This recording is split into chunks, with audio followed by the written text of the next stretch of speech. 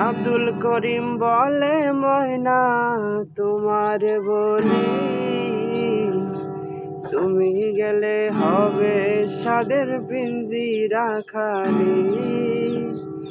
আব্দুল করিম বলে ময়না তোমার বলি, তুমি গেলে হবে সাদের পিঞ্জিরা খালি।